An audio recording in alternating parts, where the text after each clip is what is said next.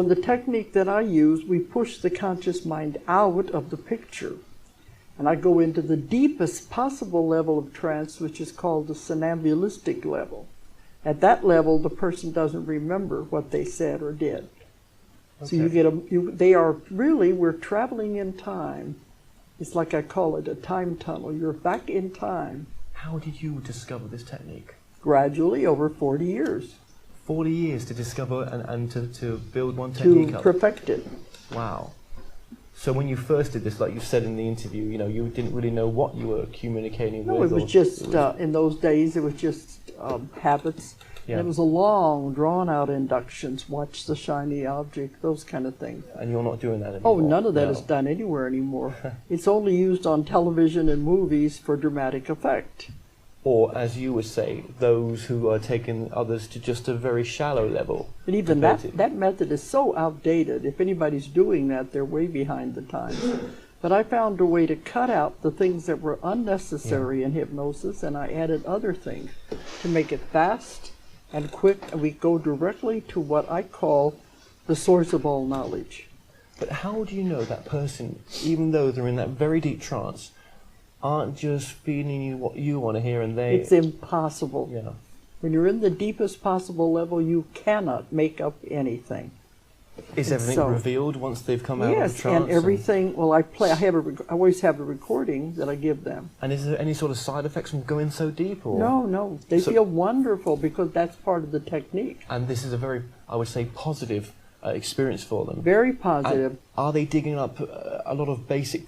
are some surface level problems then dug up and answers are given to why we have these particular problems? This is what they come to me for as a therapist and a counselor. Everybody's got problems. People are complicated. So they come to me for all kinds of problems. Physical, family relation problems, maybe problems with their jobs, maybe they want to change career, all kinds of problems. So whatever it is, it doesn't make any difference what the problem is. We can work with it. Right, okay. I think I've had just about everything you could possibly imagine. You're not supposed to ever be sick. Never. The body is a miraculous machine that has been created to take care of itself and heal itself if we don't interfere. But you make yourself sick. And if the mind is powerful enough to make yourself sick, it's also powerful enough to heal you. First we got to find out why. Why did you do this to yourself? What were you trying to tell yourself? Every disease is the body talking to you. Now cancer, most of the cases we have found, is caused by suppressed anger. If the person could just talk about what was bothering them, but they don't. They hold it inside. What about techniques for like healing a broken leg? Well, some things you do need doctors for. No, obviously, there's a procedure you have to go through, and you can, push away mainstream medicine. But I mean, if you wanted a quicker healing process, if you've had a really severe accident, then can your work help? You can do it. That hypnosis will do that. It'll speed up healing.